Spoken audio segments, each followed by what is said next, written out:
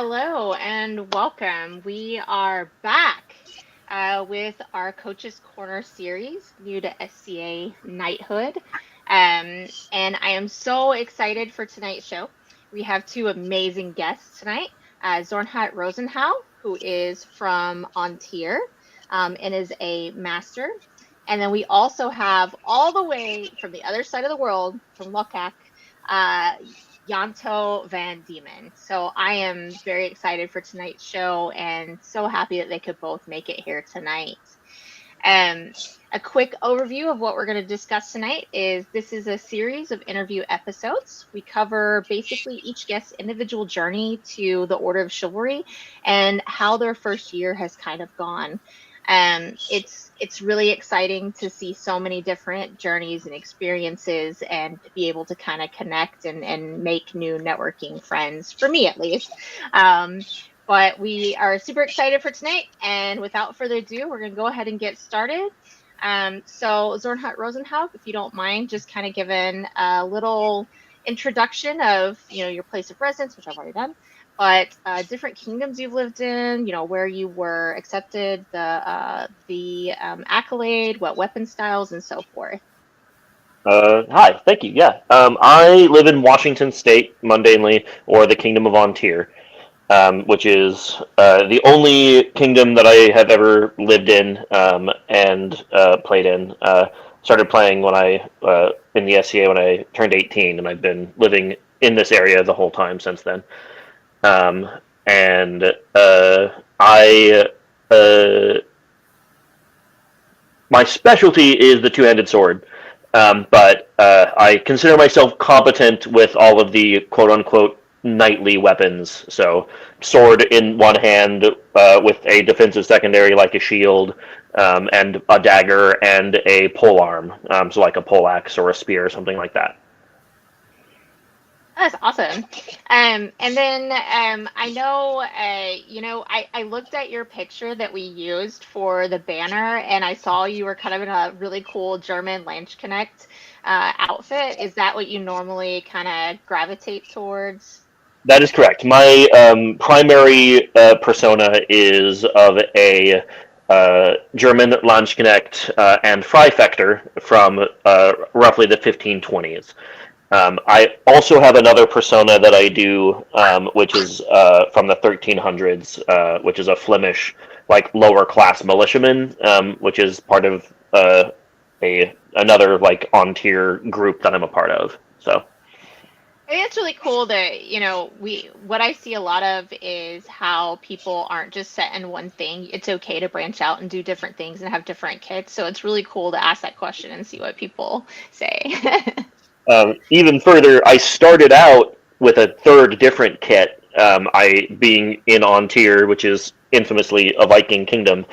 Like everybody else around here, I started as a Viking when I was 18, and I eventually transitioned out of that into what I'm doing now. But And then, so you said you started when you were 18. Are you a second generation SCA I am member? not. Okay.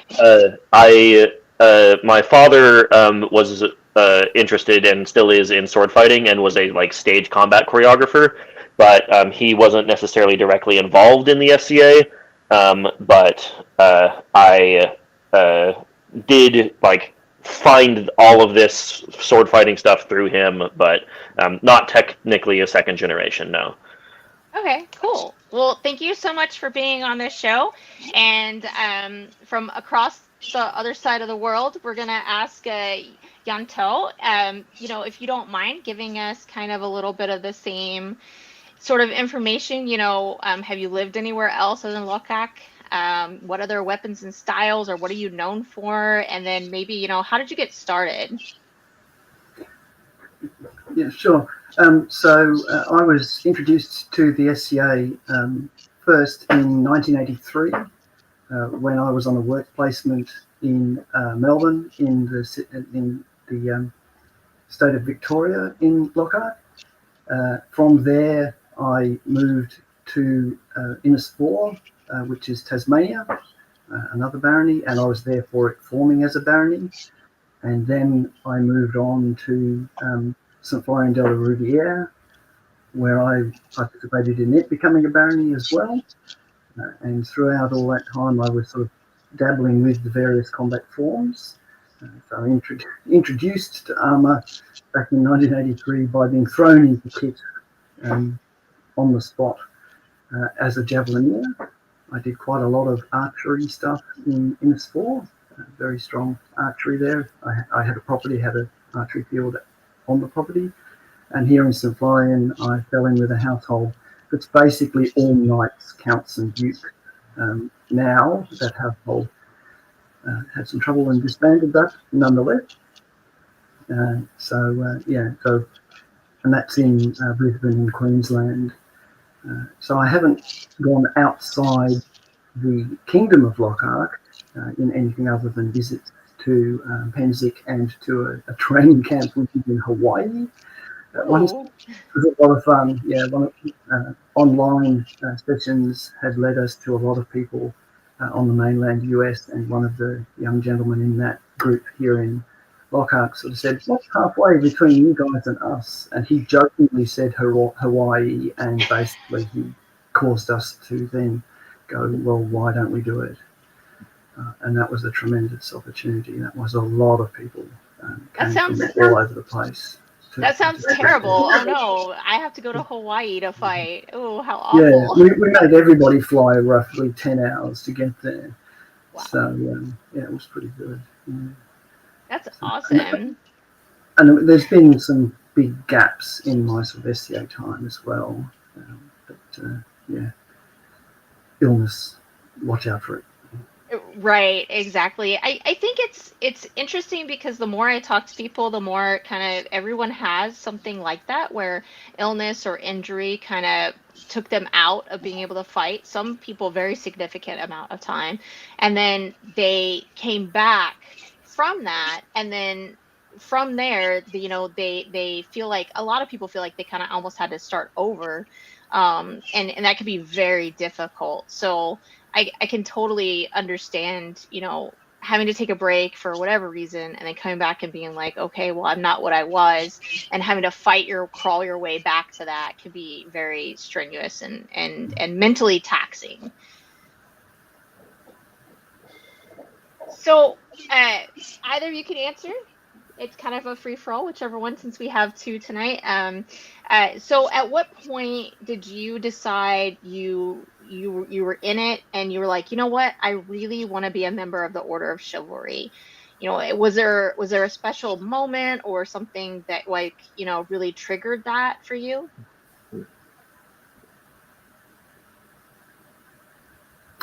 Over to me. So I will be potentially controversial in this case. At no point in my time was knighthood an actual goal. Because I have for a long time been a member of a peerage as a laurel, I knew that it was determined by a committee, and I have no control over that committee whatsoever. So if I was going to set any goals in fighting, they had to be ones that I could achieve and I could make happen. So I set my goal when I sort of effectively re-entered in it with a bang after sort of times of illness. In 2017, I said, I want to win the crown.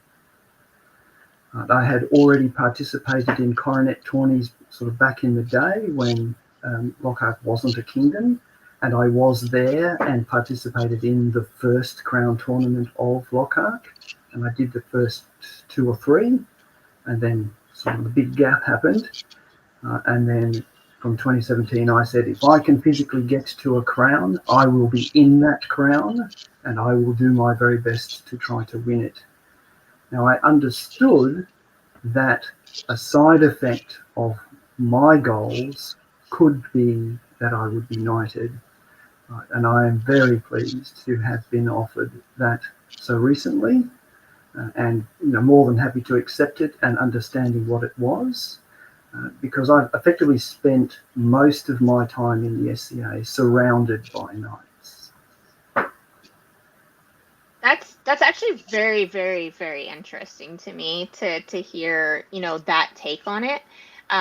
We often struggle in on the path. We struggle with, why, if at some point you're going to ask yourself, why am I not a member of the Order of Chivalry? I've done all the things they've asked for me, and people get very much a chip on their shoulder and get burned out. And Yeah, I'm with you on that idea of that's not what I'm here to do necessarily. I'm yeah. here And to I have be. definitely encountered people who had been in that stage where they're sort of going, "Why am I not knighted?" And I had seen what it did to them, and I said, "No, it's a committee. I can't control them." Yeah. So, and I mean, once I was knighted, I was so pleased to see quite a few. I think the three very, very quickly knighted after me as well. I'm going, yes, finally, yes, finally. Consistently I'm going. So clearly they'd been on the radar, but it had been a long time coming. Yeah, and I think what you're saying about that is there's only so many things within your control, and being accepted and receiving the accolade from, depending upon which kingdom you're in, the Order of Chivalry is very involved, or it's just the crown, but you can't control other people and how they view you and perceive you and things like that. Like, ultimately you can't. You can control how your behavior and how you represent yourself and how much effort and energy and where you're physically at, but no, realizing that you don't have control over that and just letting go is, I think, something that is so important. So, Zornhut, what do you think about this? At what point did you decide I want to be a member of the Order of Chivalry, and how was that for you? So this question for me is just a little bit complicated. We Uh, love complicated here. yeah. Most things with me are. But so when I first started fighting in the SCA, like when I turned 18, I had been, I don't remember how now, but I had been made aware of the existence of Masters of Arms as opposed to Knights. And when I first started like attending practices, actually in the place that I currently live, again, even though I've moved in and out of it since then, um, I had like expressed an interest in what that might be and what that is, and I was told at that time that that is just not a thing that this kingdom does, and not to like really think about it. So for many years, it went away, and like interest in knighthood didn't really take its place at any point. Um, I just kept participating in the SCA and fighting and doing my thing. My thing being sword fighting in general, but some more particular stuff we can talk about if you want. Um, but then eventually, as I started to really kind of solidify what it is that I was doing and how I wanted to do it and why. And that also like relates to the persona that I've chosen and stuff like that. Then I started to remember like the whole Master at Arms thing, and it started to crystallize as like kind of a thing that I both wanted and thought might be achievable. And that would be, I would say, kind of like right before COVID happened is when I was really starting to like really solidify those ideas. And in some ways, COVID also like gave me an opportunity to like take a step back and like get it all together before when I started, playing the game again after, COVID somewhat receded, when a lot of people, had taken a small break or whatever. I was able to kind of step in as kind of a fresh start, with this solidified idea of what I wanted to do and how. Does that answer your question? Yeah, absolutely. It 100% does. So we did have a technical difficulty where we weren't live on Facebook, and we are now. So if you are joining us from there, we absolutely will take your questions. We love questions on Coach's Corner. So if you have a question for either of our guests or just a general question, feel free to pop it in there, and we'll do our best to address it. So Zorha, can you tell me, um, how long did it actually take you from the first time you put on armor to when you were announced for your writ? And by my writ, you mean the offer to join the Order of Chivalry? Is that Yes, okay? exactly. Yes. So I started fighting like right when I turned 18 in Rattan, and I was offered uh, last year, so that is 14 years. Which interestingly, there was a study done a little while ago that did like a statistical analysis of like people have how long have they been fighting and members of the Order of Chivalry, etc. And if I recall, 14 years was like the statistical average of Yep. that. It was. So. It was Um, exactly as 14 years, Mhm. which is very interesting. And so, Yanto, is that I think you said you started around 83 and now, so Yes, I think you're outside of the 14-year perhaps. so 42 years from the first time in actual combat to the knighthood, the offer of the rank. Yeah. Yeah. And that's But there were that's incredible. significant gaps in there that effectively were around my own position. I don't feel there's anything wrong with how long it took. Just the way No. it's probably one of the. I love coincidences. Coincidences are just fantastic. It was 24 years to the day of my knighthood vigil from my laurel ceremony. Wow. That's a coincidence for sure. And the other coincidence that I'm just so pleased it happened, Duke Fabian of the West, he supervised my laurel vigil, and I have a laurel medallion that came from him to somebody I asked for a laurel medallion from who didn't have one. And I was able to wear that before him because he attended the festival at which I was knighted. So he was there with the crown. And that for me was just, you're sort of going, you couldn't ask for a better coincidence in those sorts of circumstances. And because, and at that, it was just, they knighted me at an event I was not allowed to fight at under doctor's orders because I just had a cancer removed from my leg. But I stretched the meaning of fighting and had an over the barrier fight with a litany of people, including Fabian. And wow, I might be just knighted, but there's a long way to go. I think that's incredible, right? Is hearing that story of progression and then hearing the connections that are made within the SCA is vital. One of the things we don't really talk a whole lot about is the community that we build and those networking relationships that are formed over years, sometimes decades, and how much they can really mean to us. So I think it's fantastic that His Grace was able to join you and see you both there. That's so cool. Kind of one of the next things we start to talk about is,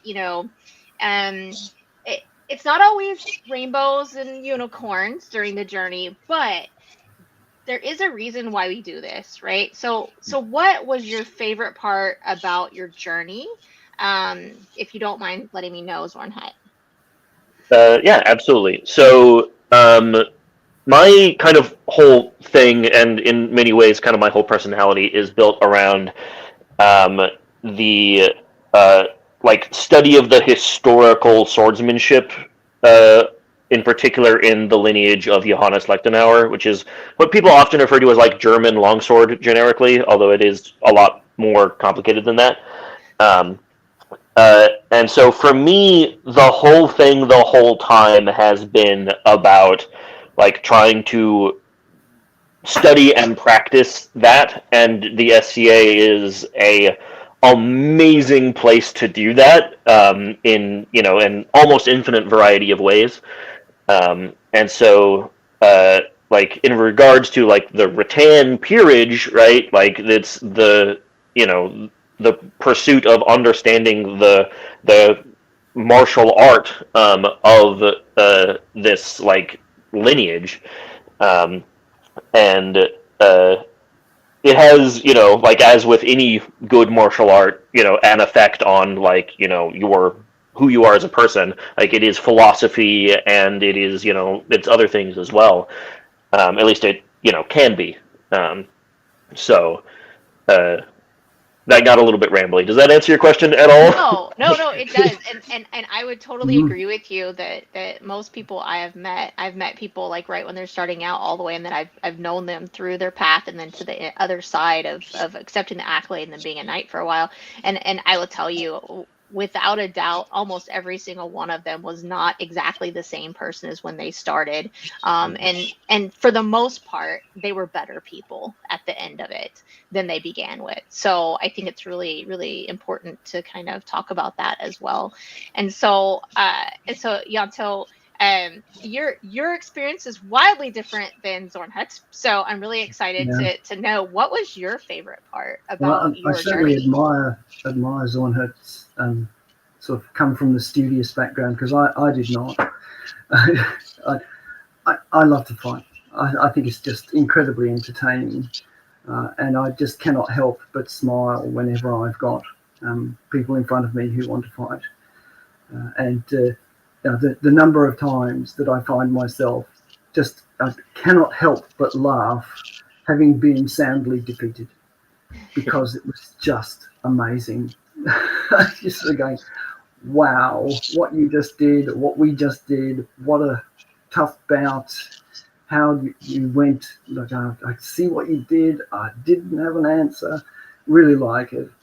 And then if I manage to be victorious, you sort of go, how good was that whole fight? Your defense was excellent. I thought you had me on the ropes there a few times, but no, I managed to prevail. So it's just so much fun. And I've hardly met a single person where you can bring the fun. Just have a good time. Yeah, having a good time is what we're all here for, right? Like that should be what we ultimately that's why we do this, right? We don't get paid. In fact, we pay a lot of money. And so one would think that, this should be fun. And I love hearing about your passion and joy about just being in the fight and those bouts. It's also gives me a lot of joy. So and again, this is for Yanto, we're going to go ahead and ask the next question. And that is, we often find that we're making sacrifices in order to pursue this journey and this path. What sacrifices do you feel like you ended up making, and do you think it was worth it? Because sometimes it's not that I, particular sacrifice. I feel I've been pretty fortunate in most of my experiences in the SCA and in life in general. Um, there have been no serious sacrifices that I've had to make in any real way. Living in Lochac does mean you do have to be quite selective about where and when you go places, because costs can be very high. So budget constraints are probably about the only time I've sort of gone, I'd really like to go to that, but the funds just don't allow it at this time. And right now, at my phase in life, I'm having to be very, very careful about that. But fortunately, I'm in a position to sort of spend a bit more time to get to the places I want to go, which means I don't spend quite so much money. So yeah, cash flow. It's a bit of a problem in Lochac, and having done a couple of international trips, but they're well worth it. You just plan for it. Yeah, and that's definitely something we see is and it's actually been discussed about a couple of times is the financial disparity that some people have where if you have cash flow and you have extra spendable money, you can travel, you can do all the things, you can spend money on gear, you can spend money on training and going to all the places you need to do to become a better fighter. And those who don't have those means often have to make some really hard decisions on what is the most important thing for me to be at, and so it's definitely a struggle and a sacrifice for sure. And I totally get it, and that's one of the reasons why Coach's Corner does these shows. It's the reason why a lot of our coaches are become very accessible off the show. You can message us, almost pretty much everyone, and they'll try to help you. We also have a Discord and and things like that now, so that if you can't travel or you're not able to you don't have the cash flow to do that, we try to be as accessible as possible to kind of make up that difference. Um, so, uh, so it's so interesting to have such varied experiences on the show at the same time. So Zornhut, I living where you live and going the path of masterhood instead of being a knight but still a member of the Order of Chivalry. What sacrifices did you have to make, and was there any of them that you think that, like, what, that wasn't really worth it? So I have watched this show for a while, and it's something that people like repeatedly say during this segment is, bringing up like the cost, and like sacrificing both like just the sheer money of it, but also like the amount of money and wear and tear it takes on your car for travel and stuff like that.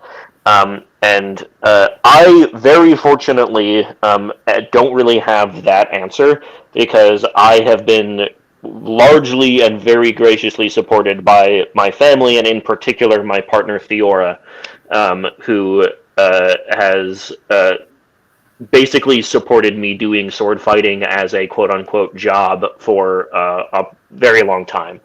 And even though it doesn't actually make any money.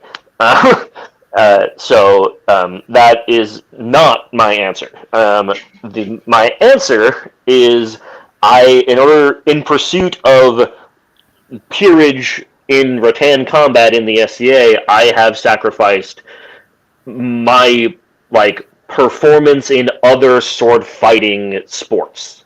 Um, I A number of years ago, when I was actively competing in something called HEMA, I was ranked like number 200 in the world for the two-handed sword, the longsword, which was pretty good. But uh, stopped actively competing in HEMA a number of years ago to really focus on what I've been doing in the SCA. And as a result, like my own personal like training and performance in that competitive sphere has suffered. I still teach. I run a HEMA club. I'm still active in that community, but like my actual competitive performance, I've focused on competing in the SCA and doing tournaments in the SCA instead of tournaments in HEMA, etc. So that I would say has been like the actual like quote unquote sacrifice, and I do think that it's absolutely worth it. I did it on purpose for a reason, but it is still something that has ramifications. Not bad ones, I don't think, but yeah. Yeah, I've had a lot of especially dukes speak about different sacrifices they made in order to win crown and to be crowned and things of that nature, and many of them say one of the things they sacrificed was their partner, their life partner, ended up having to take up a lot of slack that they had to neglect so that they could focus so hard on their training and everything else they needed. And so I think one of the things that's really interesting, and I just want to say that, is that, many times we think about the fighter's sacrifice, but there's definitely a sacrifice made by those around them often to support them. Nobody becomes a member of the Order of Chivalry alone. Absolutely no one. There are always going to be people that are supporting you and sacrificing and helping you get there one way or the other. You're not going to be in this alone, and nobody is. And if anybody ever says, "Oh, I did it all on my own, I had no help," that's not true. There's no way. So I wanted to point that out. That I'm glad you said that because it's true. And so we kind of have a next our next kind of three questions are very similar. And so, kind of gonna just go through them all at the same time. Cianto, what were you looking? Were you, first of all, were you ever a squire to someone or a student to someone formally? No, Okay. no. But that said, um, certainly early in the sort of times when I was getting reasonably serious about it, several of the people around me kind of understood that from an age point of view and a lifetime point of view, I was sort of effectively their peers in a mundane sense. And one particularly sort of kind of noted the whole thing and said, please understand, this is not an offer for squiredom. I understand that you stand with us and we are helping you.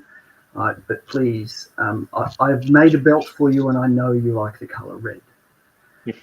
Uh, so I had a red belt that was from a particular person who no longer plays in the SCA and was indeed banished. And so for a long time I wore it because, dear friend and a wonderful person in that phase. And then after that, I continued to wear it to remind me what can happen. And so I never actually had a formal knight. But that said, the number of knights that I could rattle off who have all contributed to my ability to fight well, which has led to this point, it's a long list, and there are a lot of people who have invested quite a lot of their effort to help me get to where I am. I mean, there is, Count Leofric, I could not be fighting but for all of the armor that he's made me. And there's Duke Stefan, my sort of dear sounding board in all sorts of other matters, mundane and SCA. And it just that list is long. It is really long. It includes quite a few people from the US now, because the online opening up has given sort of Duke Optimus Hardy's, Duke Tom, the wonderful Wu. She's Countess now. Oh, they haven't sat down yet, have they? I don't know. I'm not sure, but I mean, she will be a countess, and so you're good enough, right? So it's just fantastic. The amount of help that I have had has been astounding. And it is a piece of advice that I would give any person. If someone offers you help, accept. Yeah. You may find, as I did, that you're having to sort of go, this piece of advice, this piece of advice, and this piece of advice, these are all relevant. I need to do that one and that one now. Because you can be a little bit bombarded. But take notes, make choices about what you're going to do, and if a person particularly suggested that thing to you, pin them down and get them to show you how to do it. Yeah, I've noticed that people within the SCA, especially the martial armored community, are very excited to share with you anything they know or have experienced, or they want to share. They want to help you. They want you to be successful.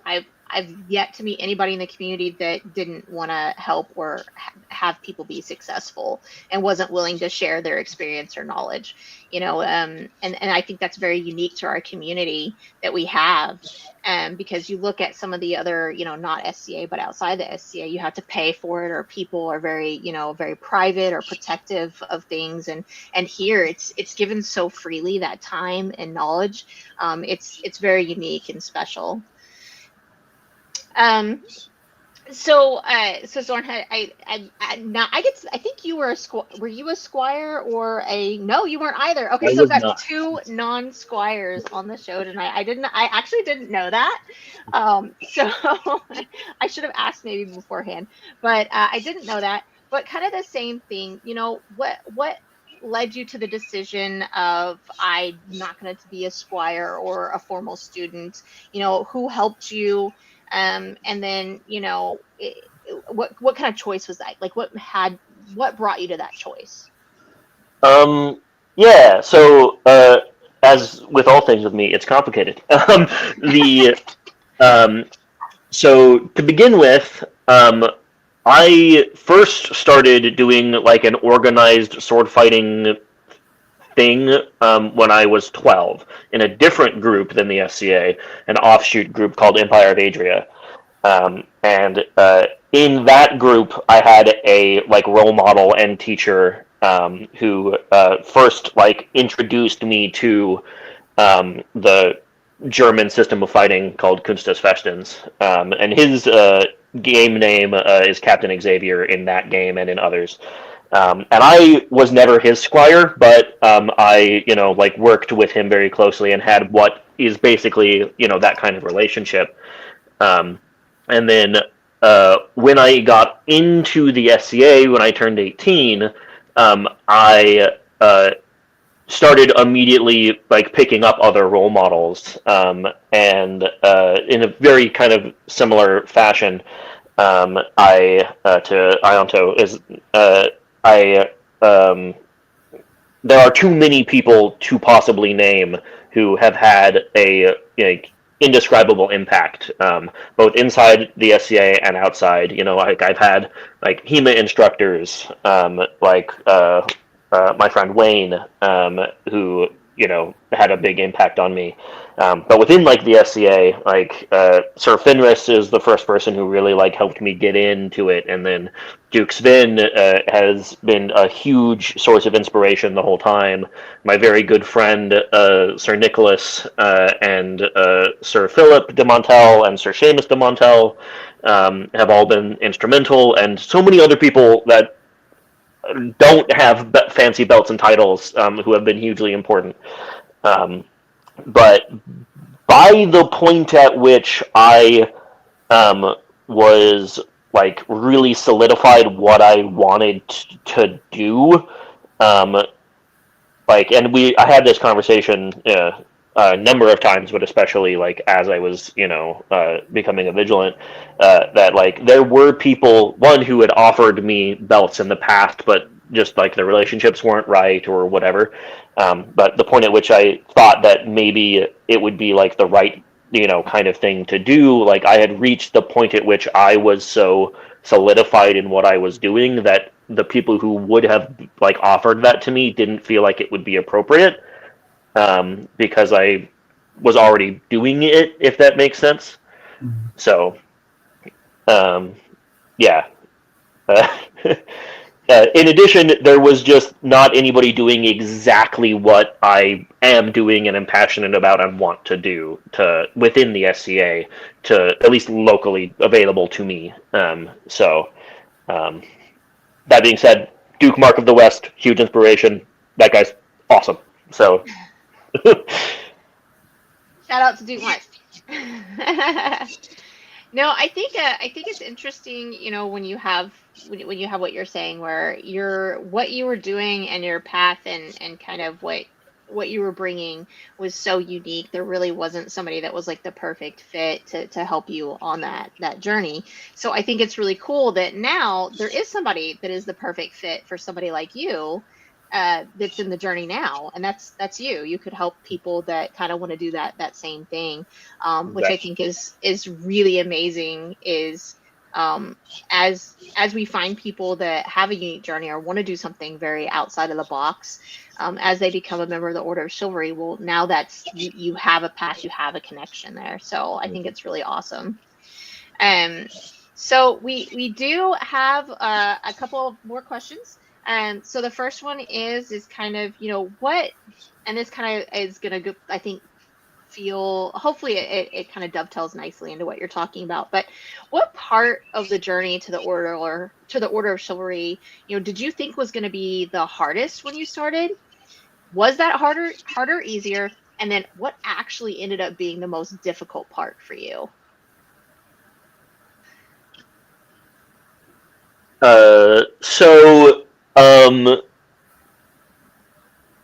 There's a number of things. The first of which, and kind of the big question that might come up, is the fact that I chose to be a master instead of a knight. One could argue that made my life harder. One could also argue that it made my life easier. So, for reference, I am the first person to be made a Master of Arms in the Kingdom of An Tir in the past, my lifetime, 33 years, since 1992. Oh, wow. I did not know that. It Wow. Okay. is not very commonly seen here. There's only a few of us running around in the kingdom. Although, interesting historical tidbit, which you will get lots of historical tidbits from me if you keep talking to me. The first king of An Tir was actually a master of arms. So that is neat, and I think it's cool. But yeah, in some ways it made stuff harder because it's not very commonly seen and is always controversial, and just not a lot of people understood it, and also just things that are different and weird and not the norm always take time. But on the other hand, it definitely set me very obviously as doing a particular thing, which is, I think, what really made this possible for me at all was just that I had such a clear dedication. So, like, it's, as is often the case, kind of a double-edged sword. So. Yeah, having that drive and that where you're going and what your goal is very, very, it helps along this. It keeps you focused. And so many people lose that focus. So if you wouldn't mind, I think we skipped a little bit. So some of our viewers might not know. What is the difference between a master and then a knight, if you wouldn't mind real quick? Yeah, absolutely. I love this question. So the only technical difference, as far as the written rules of the SCA are concerned, between a knight and a master of arms, is that a knight is required to swear fealty to the crown, and a master of arms is not required to swear fealty. There's some also differences in regalia, etc. So knights wear a white belt and masters wear a white baldric, but in terms of the actual functional difference, that's the only one. However, there are huge cultural implications to that. And those implications vary wildly, both from kingdom to kingdom, geographically, and also person to person. So, it's a complicated question. It is for sure. And I know that some of the masters that I've met, they knew they wanted to be a master from the beginning because of either religious or personal beliefs, or they felt like that more spoke to who they were and what they wanted to contribute to the SCA and to their kingdom. So it's a very, very difficult decision. I know that. I've seen people struggle with it before. And the interesting thing is I have seen people go from I'm going to be a master, and then along the way of being a master, they decided to become a member of the knighthood and switch over. We've also seen some people go from being a knight to then moving to being a master. For various personal reasons. And so it's always interesting question to see what the answer is from people when I see that. So I didn't want to miss my opportunity to ask. I'm always happy to talk about it, although diving in more depth would probably require like its own entire show. But I will say I have never spoken with two masters who had the same answer to why they did it. It's as you said, a highly individual thing. So I've never heard the same answer either, and I've spoken to I think 8 at this point at least that I've had an in-depth conversation with, and none of them had the same answer at all. They were very, very different, including yours. So Cianto, I feel like you're going to have a much different answer for this, but what part of your journey do you think would be the hardest when you kind of started? And I know that was a while ago, but that's okay. And then maybe what was the hardest then? Maybe what was the hardest when you came back that you thought it was going to be? And then was it really that hard, or was it easier than you thought it was going to be? And then what actually ended up being the most difficult part? I know that's a lot of question. So, by and large, my SEA experience has been very good. I've not really from a personal point of view, encountered things that have been a problem or have got in the way of me achieving anything. And so, it really, my passion to fight, I just love to fight. That's what I focused on all the way through. Right? At all times, it's all about, am I still enjoying this? Am I still having a good time? Do I feel that I'm improving? Are the things that I'm asking people for help with, I'm getting to help and I'm progressing? And so, I don't know, perhaps I lead a charmed life despite illness. That just the people around me help, and I just sort of just keep moving towards the goals. I am to the point of the master versus knight. Knighthood was always the choice for me, but I am so pleased that the master exists, because it leaves a place for people who either can't do the swaying of the fealty or just don't feel it's appropriate to them, and it still allows them to enter the Order of Chivalry. And consistently, in very formal introductions, I will say companion to the Order of Chivalry, to be absolutely certain that there is no one sort of left out in that respect. Here in Lochac, we have one master, and so pleased am I that he is a wonderful person, absolutely magnificent. So and surround yourself with good people. Yeah, no, that I think is very much key, and that brings us kind of into our next question. If you wouldn't mind, you've already kind of started talking about it, but was there anything during your journey that made you that made things easier? It was like specific people or actions or anything that you were like, hey, that actually really helped me. I'll mention Leoprick again. I would not have the armour I have today, and I would not be as safe to take the field as I am today if it weren't for him. It just part of the things for me is I bruise extremely easily, and so I am basically covered, sort of head to foot. And I travel in Lochac, which means I need to get on planes. So the armour is for the large part plastic, but covered as well as we can in the circumstances. It doesn't take glue very well. And so I get to travel and I get to look good on the field, and I have full all across the back. There's only a few places near the joints where I'm not covered, and that's vital. And just consistent. I mean, it's going to come out in all of the support that I have had all the way through the journey through fighting has been tremendous.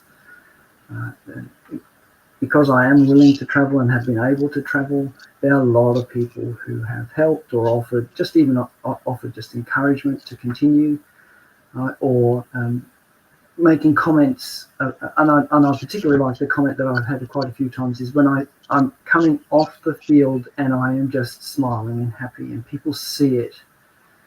I don't know, I've got a nice open grill on my face. You can see my face. And it's seldom that I will be coming off that field not looking happy. And win or lose, that's not at the core. I enjoy a win. Who doesn't? But not at the expense of the enjoyment of the whole experience. Show me your skill. Show me what you can do on the field. Right? If you have what it takes to defeat me, show me. Right? If you have skills that will slow me down or potentially stop me, show me. Right? And then if I manage to be the victor, do it well, do it politely, look after the person so that you know, and that they are happy as well as yourself. And if you're ever on the field with me and I open that door to let you deny something, deny it. Right? There are times where I'm convinced I have not defeated the opponent, and I'm to give them the chance to say, "Are you sure you're going to take that? Are you sure?" If I open that door, walk through. Yeah, I think it's interesting talking about communication on the field with your opponent and fighting for not just your personal joy but also theirs. And that if you can tell when you're watching two people fight, and you can tell, especially in pickups, it's very easy to tell when both people are having a good time. You can just see the joy, and those fights honestly are some of the best to watch, where both people are there enjoying, the counters, they're enjoying the chess match that's happening. They are respecting each other, they're communicating, and you see some amazing epic fights that sadly don't make it on camera. Some of them do, but I've witnessed some incredible fights just as you're talking about, where the having a person that's your opponent that is just challenges you and brings fun and brings that joy and matches that energy is just incredible. Um, and so I do appreciate that you again did a call out to all of your support, and that's really what makes it easier. As somebody who's supported many people through their journey, it definitely is a thing that is appreciated. So whew, goodness. So Zornhut, we're coming back to you now. So was there anything that, really made your journey easier that you feel like it sticks out in your mind? So once again, another double-edged sword. I I alluded love to it. earlier. Thanks. The fact that kind of coming out of COVID, I like kind of had somewhat of a fresh start. So before COVID, I had started to kind of solidify on the persona of a Landsknecht, which I'd been very interested in for a while, but not hadn't been able to have make it all come together. But coming out of COVID, after taking a break from playing the game, able to save up the resources and have my family support me in making it now happen. Like my helmet was bought for me, my garb was contributed to, and etc. Right. Um, I was able to step into a place that I had been playing the game for many years as kind of a fresh face almost, which really helped to kind of make uh, a somewhat of a new impression, at least in regards to like the martial side of things, etc. Like there are still people who call me occasionally by my old uh, Viking persona name, which is Wolfric. Like I'll still hear that events sometimes. Like people know who I am, but it was like a kind of a clean break in terms of like, oh, I am now doing a different thing. On the other hand, it also was one of the things that made my life harder because the persona that I chose is of a Landsknecht, which is infamously a mercenary kind of persona. And that, in conjunction with my choice to pursue being a Master of Arms, raised some eyebrows because of the already controversial choice to be a Master of Arms. One of the most controversial reasons to pick that choice is uh, to be a mercenary, to not have fealty so that you can, in fact, fight against people who you otherwise would maybe be in fealty to, etc. Now, that's not the reason that I chose to do what I'm doing. I have my own other reasons, but um, those two things combined made people really question why I was doing what I was doing.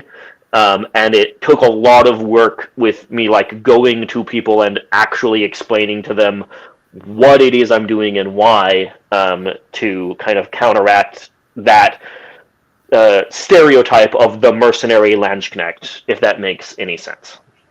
Yeah, no, it does to me because I know what you're talking about. Mm. For those who aren't out there, being a mercenary, there's absolutely nothing wrong with it. We do have various households and groups within the SCA who are mercenaries, and essentially what they are is you. If a kingdom or group wants them to fight you to fight with them, it works just like you think it does. You pay them in some way, and then they come and fight with you. But what that means is there's no specific loyalty to a kingdom and a group usually. There's definitely preferences where, oh, we like to, or normally, a lot of times we'll fight with this particular group, but you don't have that. And one of the things that's really big in being a knight is saying those oaths of fealty and being loyal to your crown and kingdom. And so mixing those kind of together, like you said, can definitely give the wrong impression from what you're actually attempting to accomplish. So I think it's interesting that you pointed out something that I think a lot of people struggle with, and that's knowing that is a problem. First of all, accepting that, hey, this is an issue and it needs to be addressed. And then two, how do you address that? So I think how you did that is interesting, if you wouldn't mind kind of a little more. Yeah. So to set the record straight, I am a mercenary, and I have been the whole time. And that is a part of both my persona in the SCA and actually my identity as a real human being in real life, because my career that I have had since I was 19 is as a private security contractor, which we don't have to go into that. But so it is a thing that I identify with both inside and outside of the game. It is, however, not the reason I made the choices I made. All the stuff on the mantelpiece behind me is the actual reason. It's the important part. It's the historical swordsmanship, the sources, the books, the lineage of that. Those are the things that I actually wanted. So I had to go to any number of people and explain, oh yes, I am doing the German mercenary thing with the fancy hat and the feathers. However, what I'm actually doing is studying these old books that were written in Germany in the 1500s and the 1300s, and am trying to recreate the way that those things say you should fight and the way that you are supposed to act and think. And I have chosen this as a vehicle to try and do that. And I want to reach a point at which I can share that knowledge with people. And that's actually what I care about. And one of kind of the gestures that I have made in that regard is a controversial choice among a controversial community, which is where most masters choose not to swear fealty most of the time unless they have a particular reason to do otherwise. I usually swear fealty unless I have a reason to do otherwise, even though I don't have to. And that helpful prop here is a white baldric with a golden chain that I wear as a baldric. Knights wear a unadorned chain as a symbol of fealty around their neck, which is a reserved piece of regalia for knights in particular. So, in theory, even a master who swears fealty should not wear an unadorned chain because it's specifically a knight thing.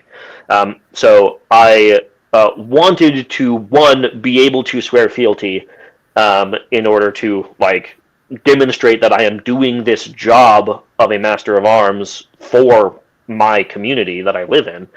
But I also didn't want to step on any knightly toes with the regalia.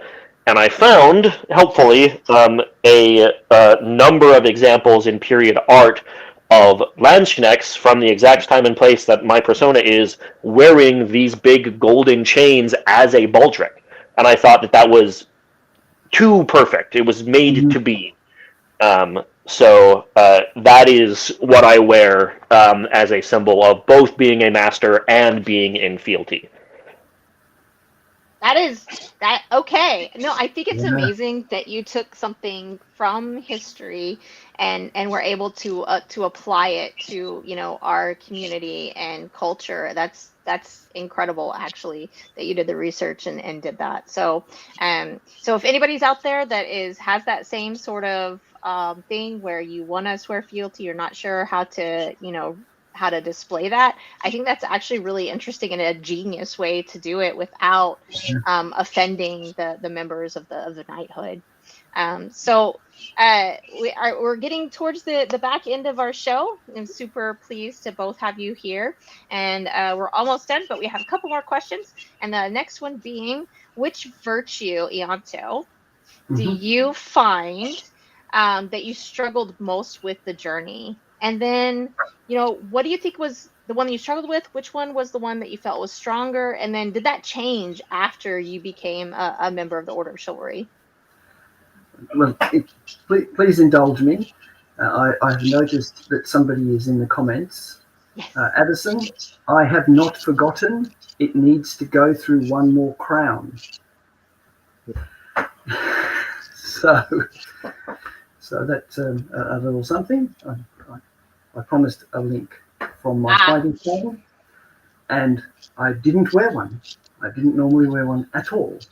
So I have made one, and it will have gone through 2 crowns around my neck and several other bits and pieces, and then Addison will get the link. yeah. I did see Addison shout out to you earlier, and so that's awesome. So, Yeah, I have not forgotten. Um, in terms of the virtues, I do not pursue the virtues as they stand, principally because there's effectively a lot of, if you look up what are the virtues, there isn't really an answer. So in terms of struggling with any of the virtues or finding anything particularly difficult, I did not find anything like that sort of caused me any sort of angst or problem. In terms of SCA terms with the prowess one, I mean, obviously you have to reach a level of prowess that satisfies the council that you've got there. And once again, by having other goals, it was sort of the case of they would decide that, and that wasn't ever a problem for me. It is. I do have a personal philosophy that I live by, and if you sort of deep dive into some of the virtues, you sort of go, well, you're kind of adhering to quite a few of them by coincidence. But the one that consistently kind of bothers me out of the very traditional virtues is the link to the church, and I am absolutely not a believer. So, if anybody tried to sort of talk in terms of those virtues from that kind of history, I'd be at odds with those immediately. yeah, I think as we look at the actual what is hardlined written, Mm. that virtue of faith and the connection to the church and believing in, certain beliefs, is very difficult for a lot of us now. And so I have found when I ask people, what does that virtue mean to you? We're starting to see a different explanation of what faith is. Is it's not that what's written in the history books. It's instead the intent behind the word of faith and what is having faith mean to you. But I would agree with you absolutely there that most people are not, that's something that they're not interested in. It's not a thing for them. Um, Zornhut, if you don't mind, same kind of question. What did you struggle the most with? Which virtue? And which one do you think was your strongest? And then after you received, your baldric, did that change at all? Is there a difference? I think this is a pretty neat question. And as was alluded to, there's not really a consensus on what the knightly virtues are and how many of them there are. Um, uh, and that's fine, because it kind of should be an individual thing. Uh, so for me, my answer is going to be that the thing that I struggled with the most would be, the thing that was like the hardest for me and caused me the most angst, would be pride. And I clearly have a very particular thing that I am doing, that I want to do, and I have very particular ways that I want to do it. And that I don't know how else to describe that other than being prideful, having a somewhat rigid view of how you think a thing should be done and whatever. On the other hand, I would say that the other side of that sword is the thing that helped me the most, which is a sense of duty. Both to the thing that I am trying to do, wanting to do it well, wanting to do it correctly, wanting to understand it and represent it and be able to share it appropriately. And then as time has gone on, as my journey has continued, and especially after I got knighted and went to Pinzik, for the first time ever, also my first big real like out of kingdom thing that I ever have done. Which was life-changing in a number of ways. I have had a very strong sense of duty to the kingdom that I live in and the community that I play this game with. And, like, I already had that as an idea, because I want to be what the historical title of Master of Arms is, which is a teacher of the art of arms. And I wanted to do that, for the SCA, for my kingdom on tier and for my local fighting community, whatever. But especially like traveling out of kingdom and like bonding with the few people from on tier that were there, so far from home, has really solidified that sense of duty of like I want to do this job for this place, in my mind, if that answers your question at all. No, it does. Absolutely. I think finding a sense of purpose is kind of the point as well during your journey, right? Is you start this journey and that's kind of part of it is finding what is my purpose, what's going to define me as a member of the Order of Chivalry, what is that thing? And that's kind of one of the things you have to, at least what I've seen, and experienced firsthand, is that's part of being on that path to it, is going through that internal decision making and growth and naming what that is and coming up with it. And it's unique to every single person. It's different. No person is the same, nor should it be, as it's very personal. So we're at our last question, and I really appreciate both of you joining us here tonight, and everybody that's tuned in and anybody that's messaged us with some comments, or especially the shout outs we've been getting. Thank you so much. So especially our Facebook members who did join us a little bit later, but that's okay. So the last question is going to be, what advice would you give someone who is considering the path? If you could give like a one-liner, or not a giant paragraph, but like something short and sweet, what would you say to them? So for me, it is find the thing that you are passionate about and lean into it. And furthermore, figure out how to share it with people.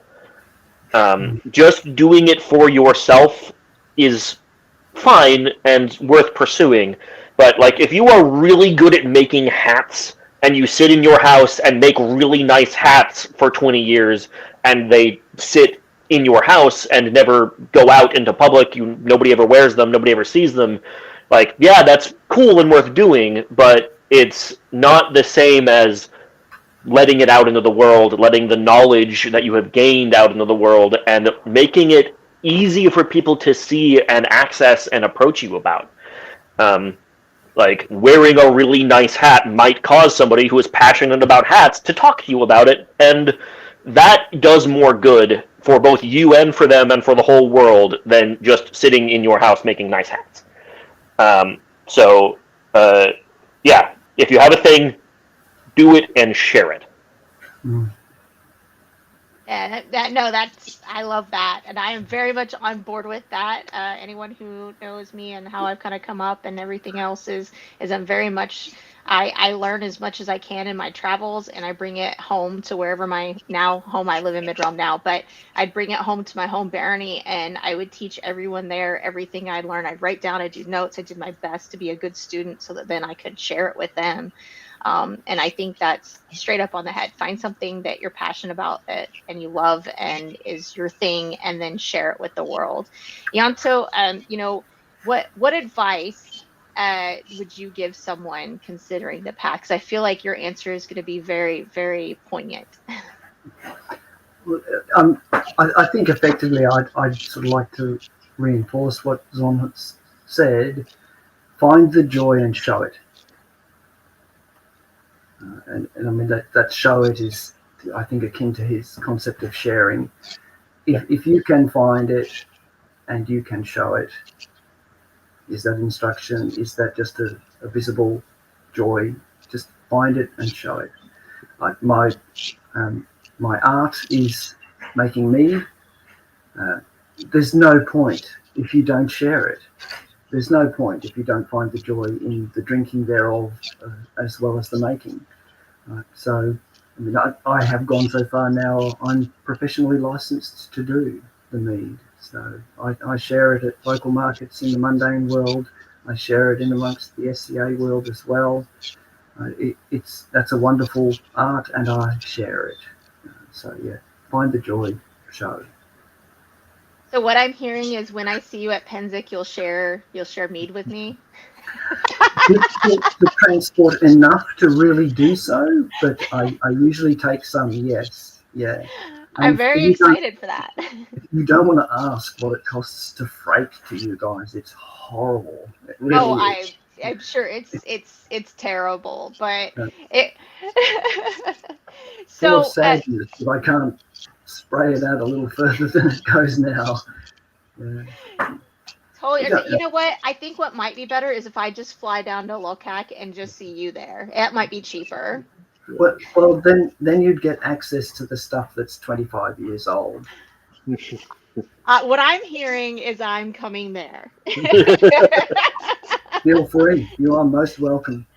Thank you so much. No, I actually have been invited to come down there. I'm looking at my schedule and trying to figure it out. I'd love to come to Australia. I'd love to meet everyone there because you're everyone I have met from Australia and Locac have been so just wonderful human beings, so delightful, so willing to share, and I've had so much fun hanging out with everybody at Penzic. And then the couple of times at Gulf Wars, I've seen some people from your kingdom.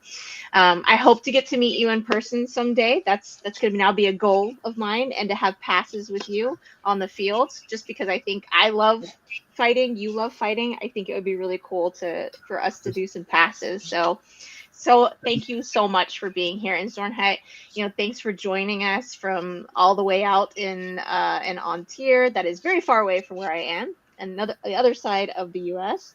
And same thing, I look forward to seeing you in person. Hopefully you're coming to Gulf War Penzic this year. We'll be able to wave at each other and be like, hey, I know you.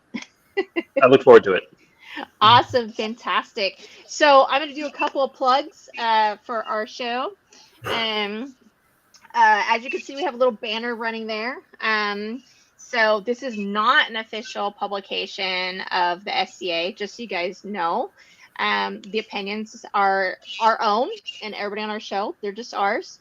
They do not get shared by the SCA or shared to the SCA. And then, of course, this show, we've all been hit in the head a bit, some more than others. So forgive us anything. We're just humans who like to fight and hit each other with sticks consensually. But a couple of plugs. Number one, super excited to announce that the Shiv Hunt is ongoing. The hunt is on. If you are a member of the Order of Chivalry, we have a whole bunch of unbelts that are looking for you. They're going to ask you for 3 passes and then to sign their book. If you wouldn't mind being approachable and allowing them and helping us out, the Shiv Hunt requires 50 members of the Order of Chivalry. You have to fight 50 of them, 3 passes, and then have them sign your book. It is an amazing quest. I finished it last year. I'm looking forward to finishing it this year.